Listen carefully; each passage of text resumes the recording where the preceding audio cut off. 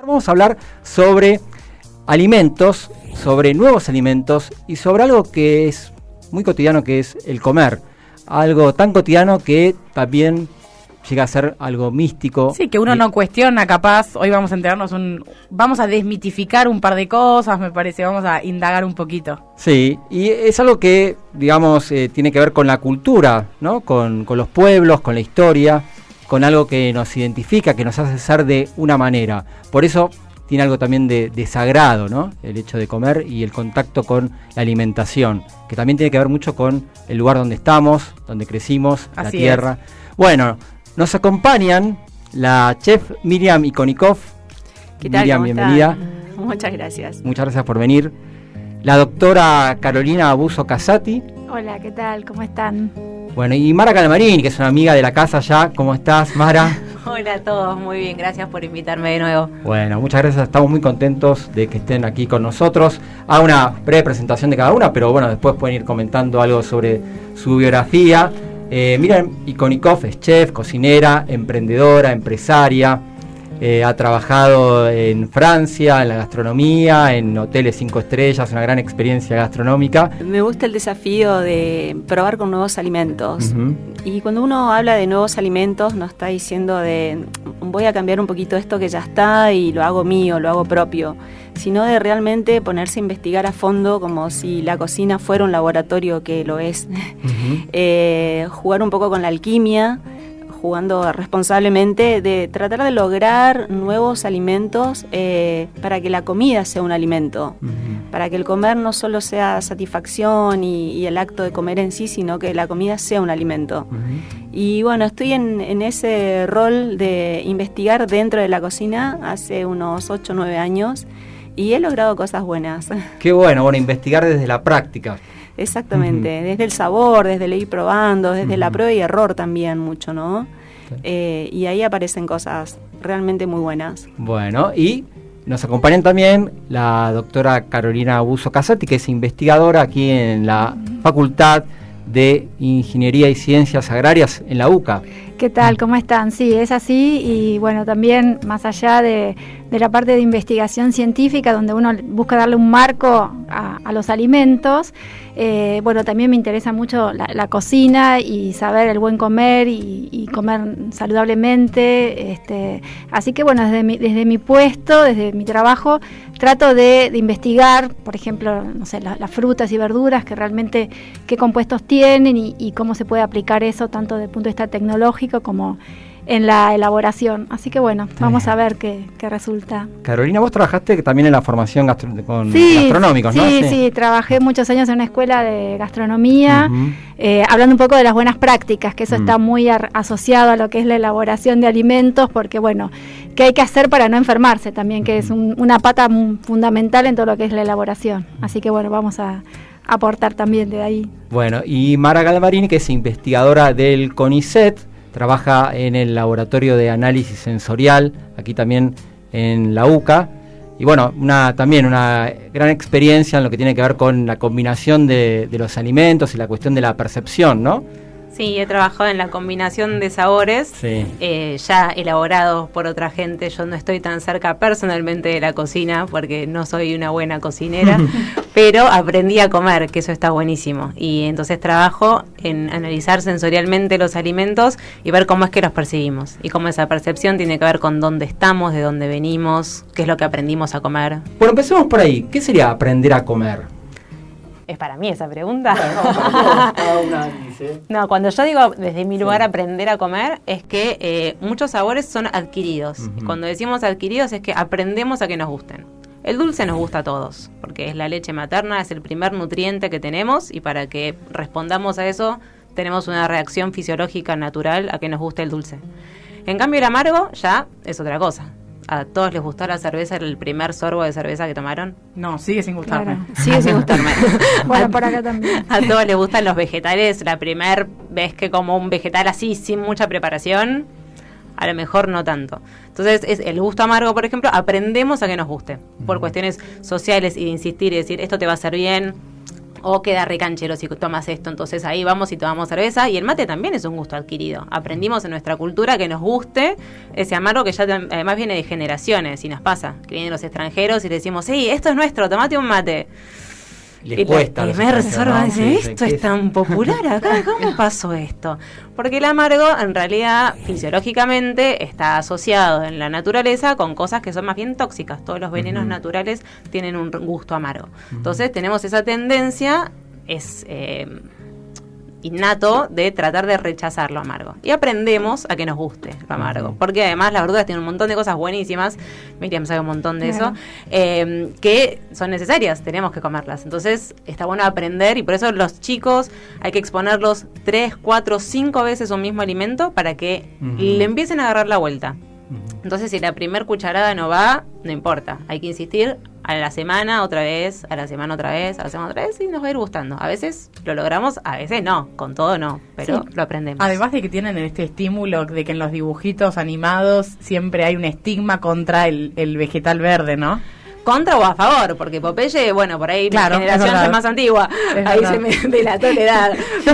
Pero no la pizza de brócoli, claro, en Intensamente. En Intensamente, ¿no? la pizza de brócoli iba para abajo, pero Popeye que buscaba la espinaca.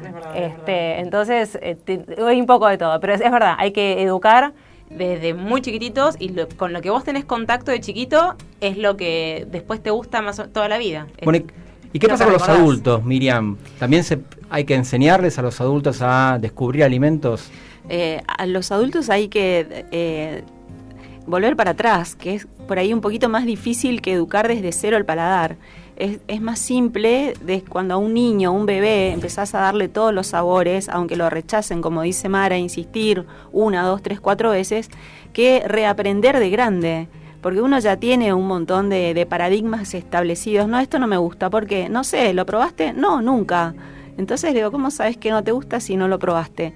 Y entonces es como un poquito también ir en contra de un montón de cosas.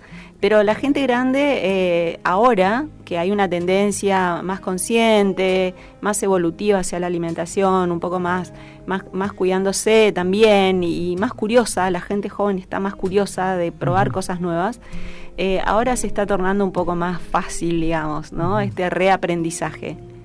Y aparte esto tiene que ver un poco también con el conocimiento que se va adquiriendo con los alimentos, sobre todo de origen vegetal. Por ejemplo, el clásico chiste de Popeye, cuando se hizo ese dibujito, se sabía, o sea, desde siempre se sabía que comer frutas y verduras hacía bien, pero no se sabía qué es lo que contenían. A lo largo de los años, a través de la investigación, se fueron conociendo los componentes que están asociados a beneficios saludables. Entonces hoy también el cambio de la alimentación tiene que ver con eso, con que hay un paradigma que se sabe que hay ciertos compuestos llamados compuestos bioactivos que tienen todo, por ejemplo, todas las frutas moradas o los vegetales, que se sabe que tienen beneficios comprobables, y eso es algo importante a tener en cuenta siempre para desmitificar un poco, bueno, esto hace bien, pero está comprobado o no está comprobado, porque ahí hay mucho mito. Entonces es en eso que el apoyo científico es bueno, porque está comprobado, hay estudios que avalan un conocimiento, entonces hay que también tenerlo en cuenta.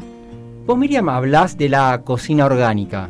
Bueno, la cocina orgánica en realidad es el origen del alimento. El alimento es orgánico, o el agroalimento, como se dice, ¿no? Porque para ser orgánico tiene que tener un montón de certificaciones y un montón de avales que no es tan simple lograr, ¿no?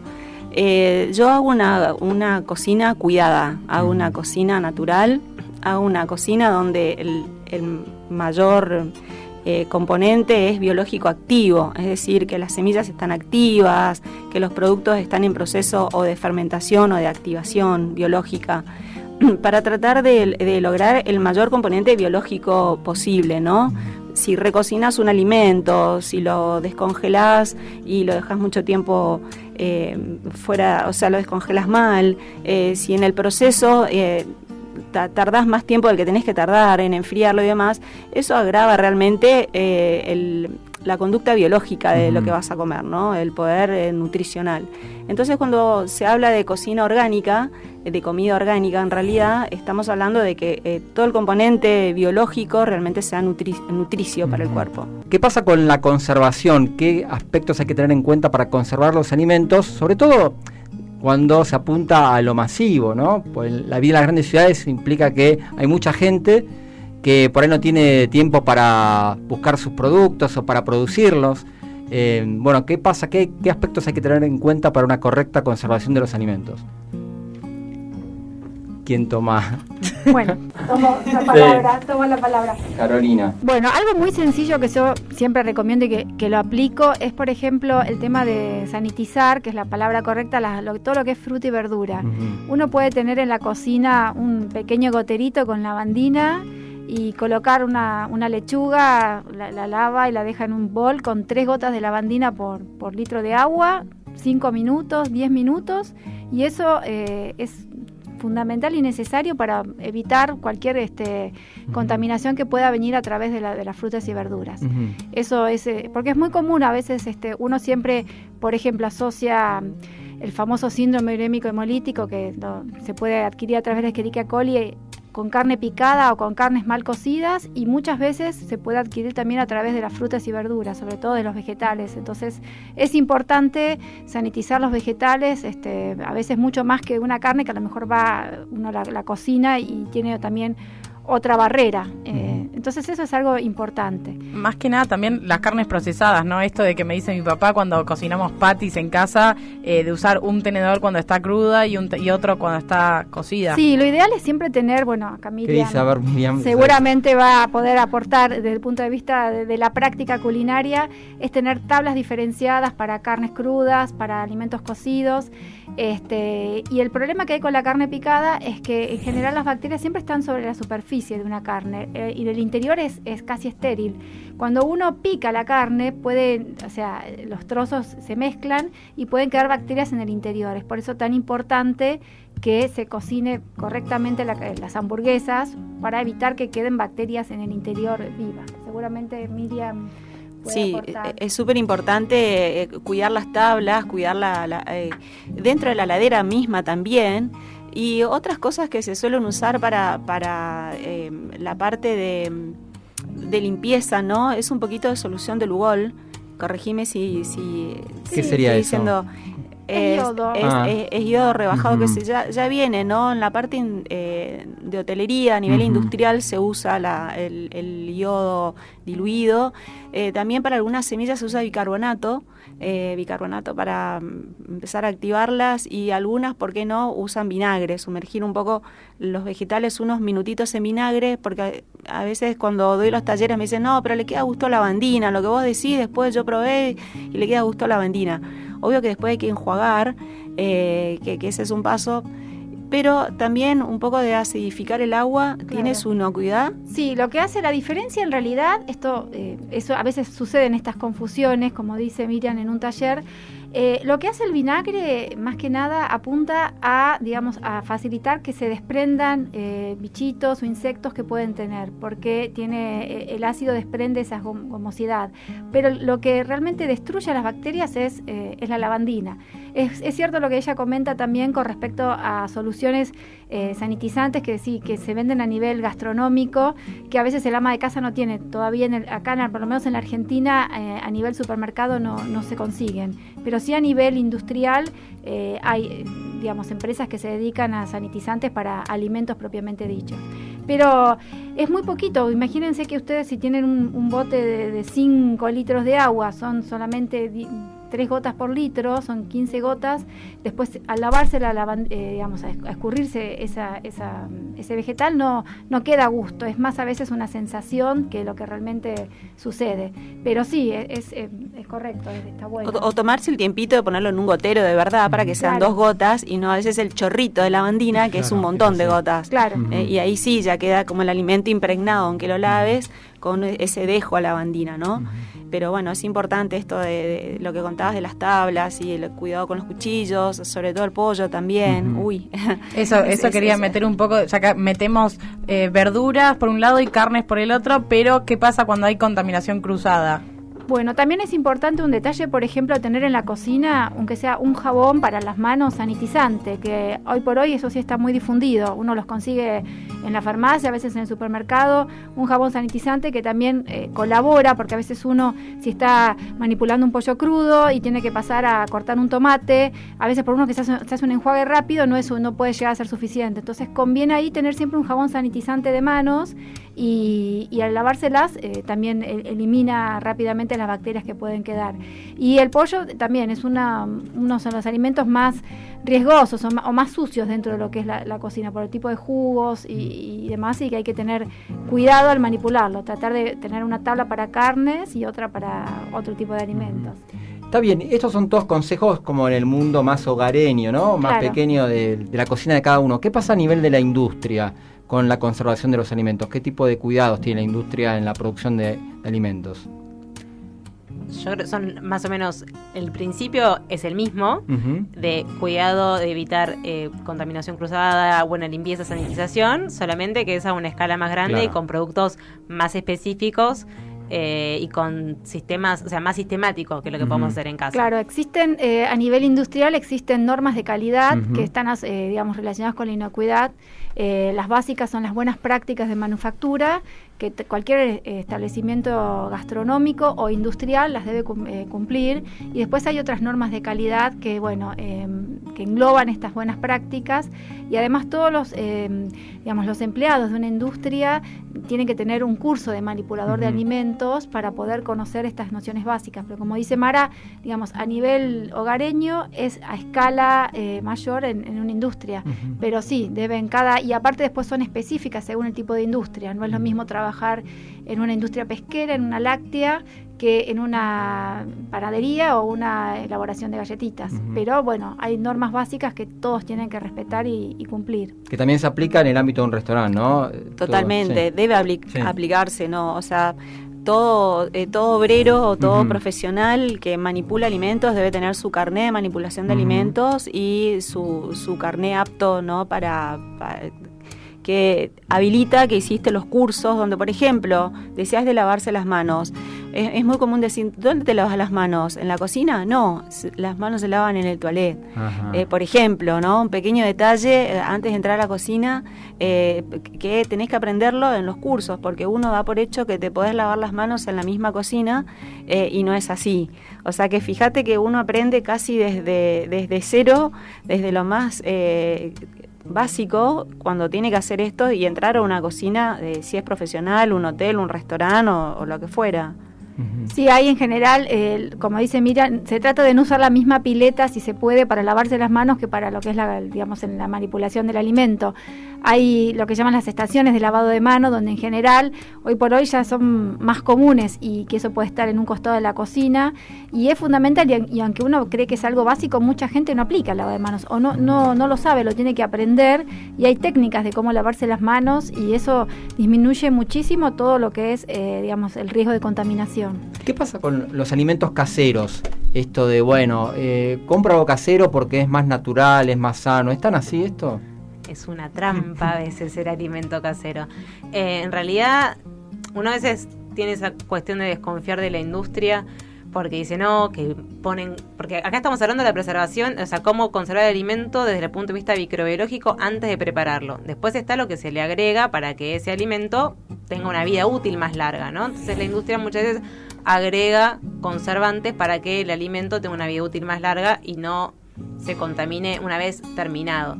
Y en el alimento casero no pasa eso muchas veces. Entonces es como, bueno, una hamburguesa casera, que es muy tentador una hamburguesa casera. Una cosa es la hamburguesa casera que hice yo en mi casa, que yo sé cómo me lavé las manos, cómo corté la carne, cómo la preparé, cuánto tiempo esa carne estuvo en la heladera, a qué temperatura. Y otra cosa es por ahí ir por la calle, por la ruta, a ver un puestito que dice hamburguesas caseras. Y ahí es donde hay que tener un poco más de cuidado, porque a veces no todos, sobre todo en pequeños puestos, tienen estas capacitaciones que son tan necesarias. Los puestos callejeros, que hay un montón. Y a veces puede pasar que sea un poco más riesgoso, obviamente, esa hamburguesa, que por ahí una hamburguesa de una casa de comida rápida de cadena, que uno dice, ay, no, desde mi punto de vista, es más segura, porque tiene mucho más controles y más ojos encima una hamburguesa de una hamburguesería de cadena conocida, que lo que puede ser una hamburguesa casera. Coincido totalmente con Mara. Digamos, las grandes cadenas tienen muchísimos controles que la gente desconoce o no cree que es así, y damos fe que es así. Y algo importante, cuando uno quiere comprar algo que, o sea, casero no es similar de más natural, a veces es más similar de peligroso. Siempre es importante que tenga algún rótulo, una etiqueta donde figure algo, o sea, eso es ¿dónde se elaboró? ¿Dónde se elaboró? Porque eso te permite tener trazabilidad. Si Claro. llega a pasar algo, tenés que saber qué comí. Porque a veces pasa eso, ¿no? Uno, si tiene el paquete de algo que comió, sabe perfectamente dónde está el reclamo, atención al cliente y demás. En algo casero estamos un poco más desprotegidos. Y bueno, esto de los rótulos me gustaría retomarlo en el próximo bloque, si es posible, pero ya que venimos hablando de la intervención del humano, ¿no? Venimos, lavate las manos, cuidado con la contaminación cruzada, con usar este cuchillo y después otro, pero en cuanto al alimento en sí, ¿qué enfermedades pueden llegar a afectarnos? Por ejemplo, siempre está este tema del huevo, ¿no? Los huevos son complicados, huevo es igual a salmonela, pero no sé por qué, no sé... ¿Qué es lo que me dicen? ¿Qué cuidado, por ejemplo, tengo que tener con el huevo? ¿Alguien? ¿Qué cuidado? Bueno, le vamos a dar la palabra a la bromatóloga. Yo te puedo decir recetas con y sin huevo. Bueno. Con respecto al huevo, bueno, importante tenerlo dentro de la heladera, por ejemplo, separado en un sector aparte de lo que sean las carnes o alimentos cocidos. Eso es fundamental. Hay un mito de si lavo el huevo o no lavo el huevo. En realidad, o sea, está comprobado que tanto las bacterias está asociadas, es verdad, la salmonela, que es la clásica bacteria asociada al huevo, puede estar tanto fuera por la cáscara o también puede estar dentro del huevo. O sea que el mito de si lavo la cáscara evito o no evito no es un 100% seguro que porque vos laves un huevo no puedas tener la salmonela. La salmonela puede estar también en el interior porque la cáscara es porosa. Lo que haces al lavar el huevo es sacar toda esa cobertura y quizás también puedes arriesgar a que se contamine el interior. Pero hay que tener el mismo cuidado que un alimento crudo. Y también saber que la salmonela es una bacteria, por ejemplo, que es la clásica asociada al huevo, que muere a muy baja temperatura, 65 grados ya la destruís.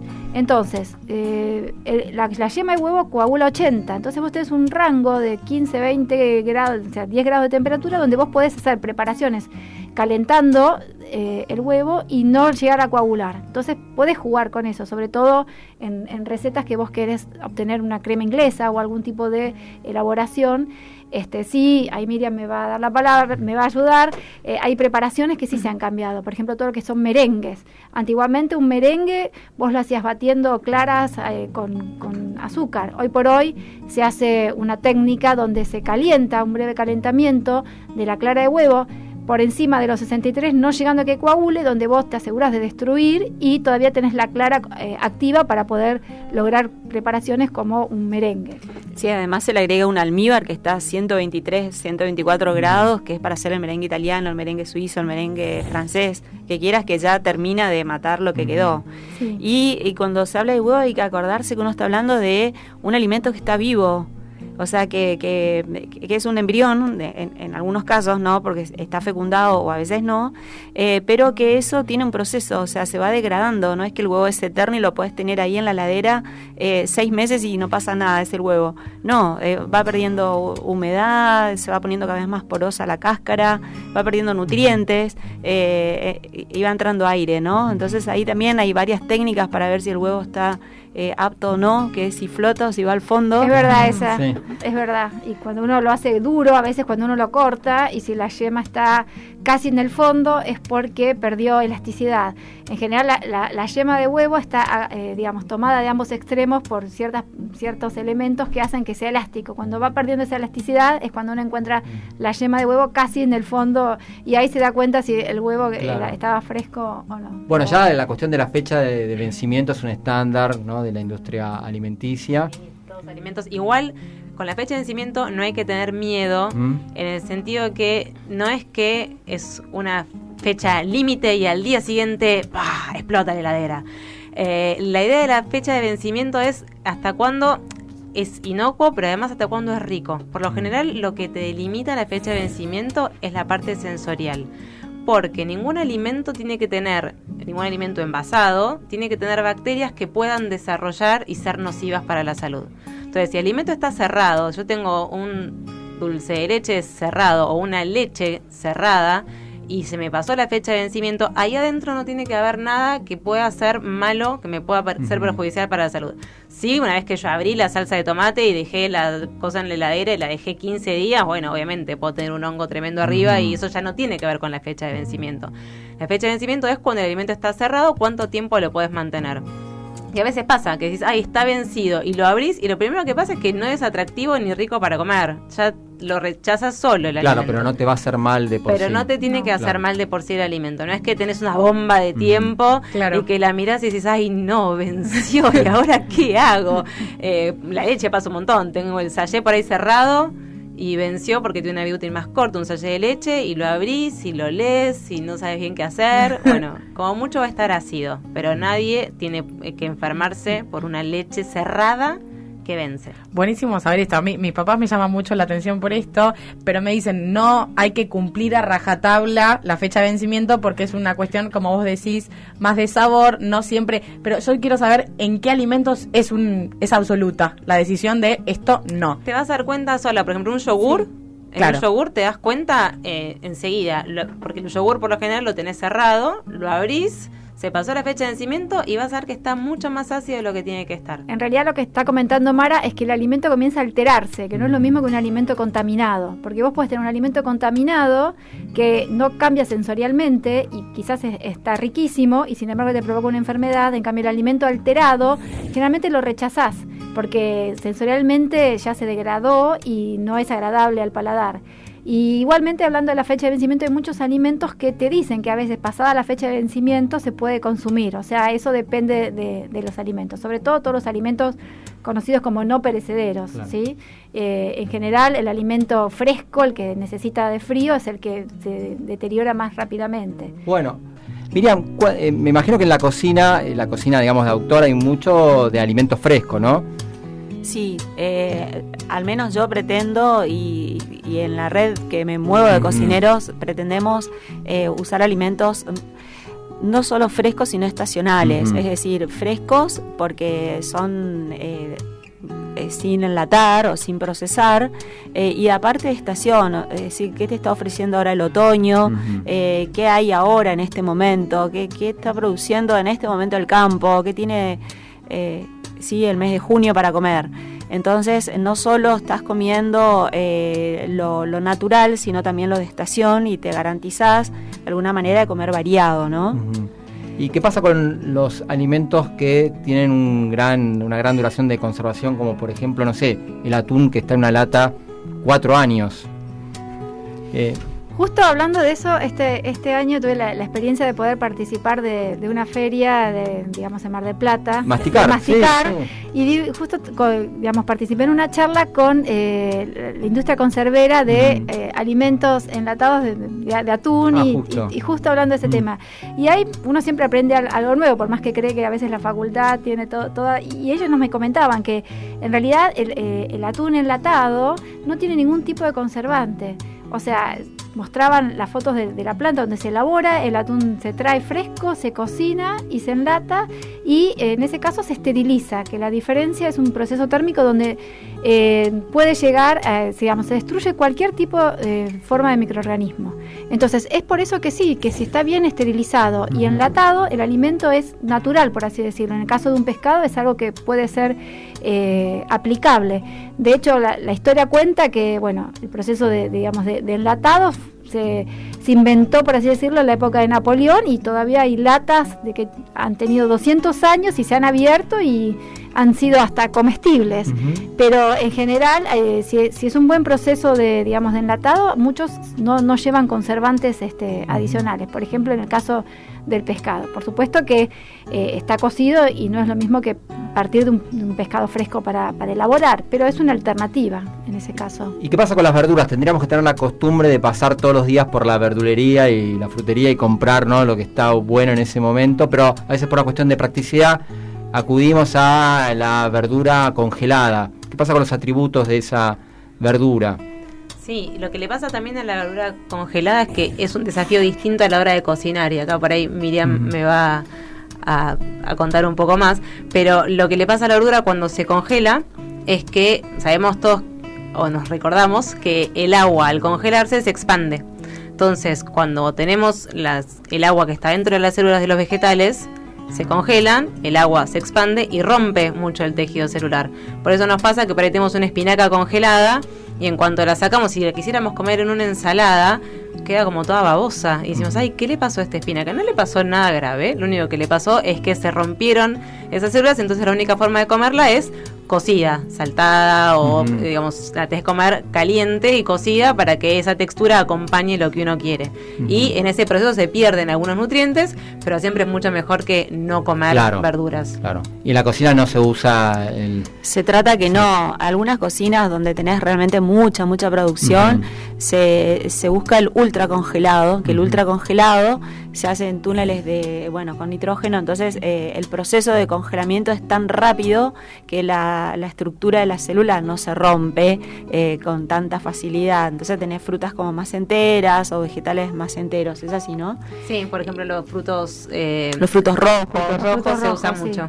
Sí, eso ayuda, o sea, hay distintos, o sea, el congelamiento siempre cuanto más rápido es, no le da tiempo, digamos, a la célula que pueda liberar agua o destruirse, entonces también tiene que estar acompañado de una relación precio, porque esa tecnología es mucho más cara, pero a la larga, al evaluar también la calidad del producto descongelado es mucho mejor.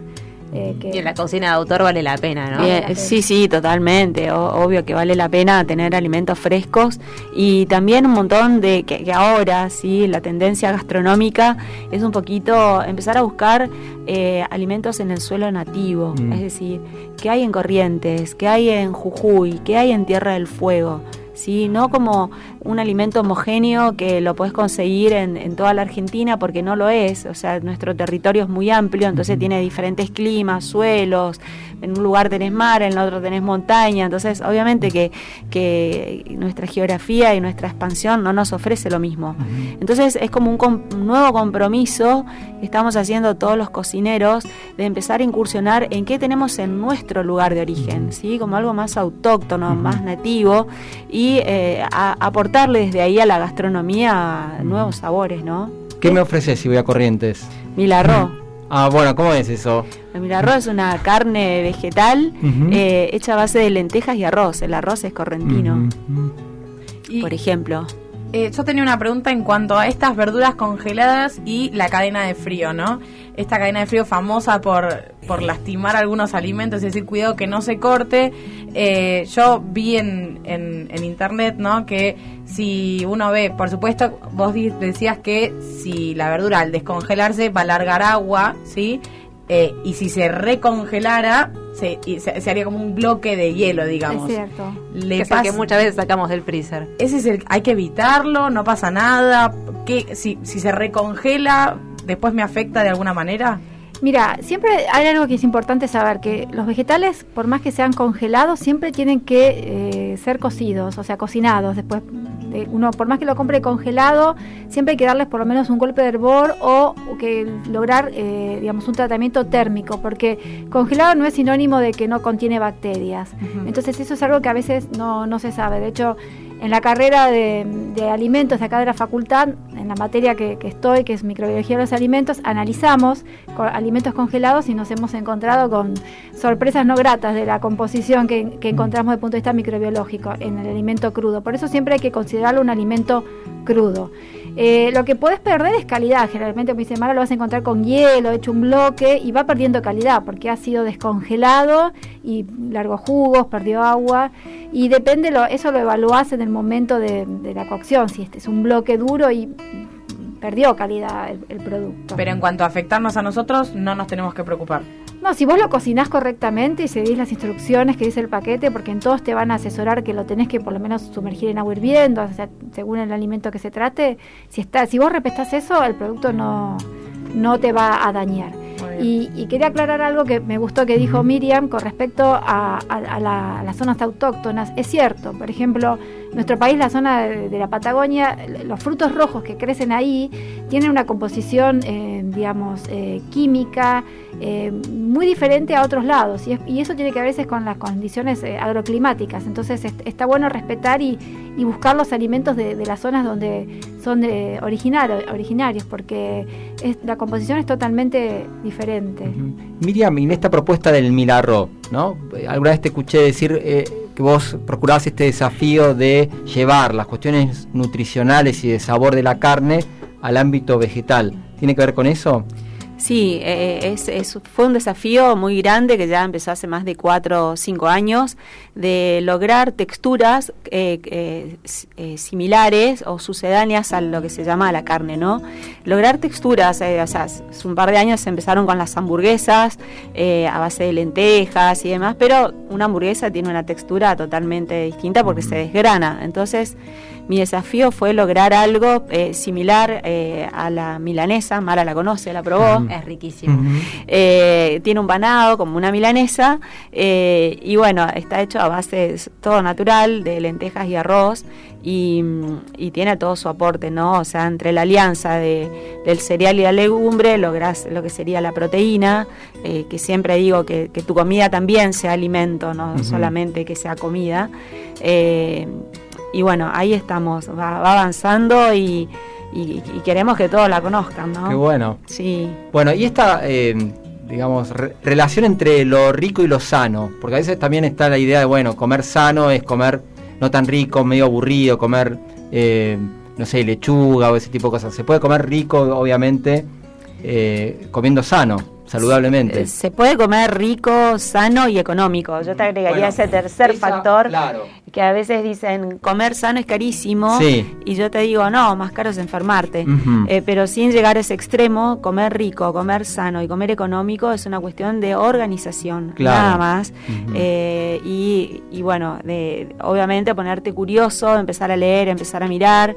Ayer estuvimos trabajando muchísimas horas con Mara, desarrollando el tema que vamos a tratar de masticar, y veíamos cuál es la diversidad de productos cárnicos, por así decir, que podés comer, entrando, ¿no?, a todo lo que es el código alimentario. ¿Y qué tendrás? ¿200 variedades? Sí, lo que te ofrece el mundo animal es mucho más chiquito cuando lo comparás con el reino vegetal. Si lo pensás en el reino vegetal, ¿qué tenés?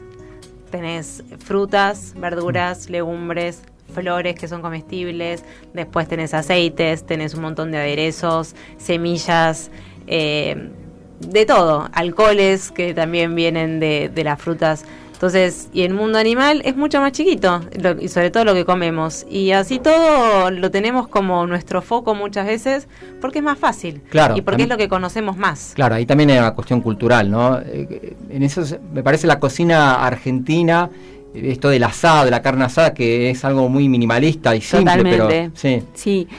Bueno, mucho de tradición, ¿no? Claro. Mucho de tradición, mucho arraigo gaucho, mucha identidad. Te vas a Corrientes, una provincia ganadera, pero bueno, tiene más arroz que ganado. Obviamente que en cuanto a valor es diferente, ¿no? Que lo que vale el kilo de carne que lo que vale un kilo de arroz. Pero hay un gran desafío en conquistar nuevas áreas del alimento desde el desarrollo a base de plantas, ¿sí? Claro. Generar nuevos alimentos a base de plantas es un verdadero desafío en el cual tendríamos que estar involucrados cocineros, ingenieros, claro, nutricionistas y demás, porque hay mucho claro, por explorar ahí. Y comparativamente a nivel Latinoamérica, otras cocinas que son mucho más desarrolladas, ¿no? Mucho más complejas, digo, Perú, México, por ejemplo, sí, tiene una base gastronómica en base al vegetal. Claro. Te diré que casi un 20% es animal y el resto es todo un desarrollo inclusive de plantas nativas. La cocina Nikkei, la cocina peruana tiene muchísimo de productos de la selva, inclusive, que lo ponen en todas las cartas como un galardón, ¿no? Ellos hacen eco de todo esto que es nativo. ¿Quieren contarnos un poco lo de Masticar? ¿Cuándo va a ser y cuál va a ser la propuesta? Bueno, la Feria Masticar es si me acuerdo bien, del 15 al 19 de agosto. No tenemos todavía la fecha de nuestro taller, que va a ser dentro de lo que se llama Taller de Oficios. Y bueno, vamos a estar con Miriam y la idea de la propuesta es justamente hablar de todo lo rico que tenemos y todo lo sano que tenemos para comer, que no está dentro del reino animal, y porque también nos olvidamos de otros que también aportan un montón de nutrientes, que son las algas, que ni siquiera son vegetales las algas, por si no se acuerdan clasificación. Tenemos de todo. Es un reino aparte. Y bueno, también las algas tienen un montón de nutrientes que, bueno, obviamente con nuestra tradición es difícil llegar a comer algas, pero si sos vegetariano estás como mucho más acostumbrado y hay un montón de cosas que están de súper moda, la espirulina, bueno. Espirulina, sí. Nada, pero volviendo a la Feria Masticar, sí. La idea es presentar, qué tiene para ofrecernos el reino vegetal, cómo lo podemos comparar con alimentos que ya conocemos y alimentos que por ahí tienen definiciones que todavía no conocemos muy bien, que le llamamos de una manera porque es lo más parecido que encontramos, como puede ser una leche, pero que es una leche de almendras, o un yogur vegetal, o un queso vegetal, que a veces es medio confuso cuando nos lo dicen, pues decís, me estás tratando de vender una cosa por otra. No, yo sé que no es leche de vaca, que esto viene de una almendra, pero contarte, no tengo otra forma de contarte más o menos lo que es. Para que lo identifiques, si vayas por un camino te puedo contar que es leche de almendras, pero te tengo que dar más información para decirte un poco de eso, porque si no, nada, te quedas como me estás mintiendo, sí, y nadie quiere mentir. Creo que eso va a ser un desafío para, digamos, la legislación argentina, o en el mundo en general, porque es cierto, o sea, si uno, desde el punto de vista legal, leche es leche de vaca, o sea, la leche es de vaca, entonces es verdad, va a haber, en la medida que salen todos estos nuevos alimentos, va a haber un desafío de empezar a conocer y a legislar cosas nuevas, que está muy bueno, pero que, como dice Mara, hay que conocer y mostrar para evitar confusiones. Sí, sobre todo que el consumidor no sienta que uno lo está tratando de engañar, porque no es nunca la idea. Saber que existen las dos cosas. Uno dice carne vegetal. Ay, dale.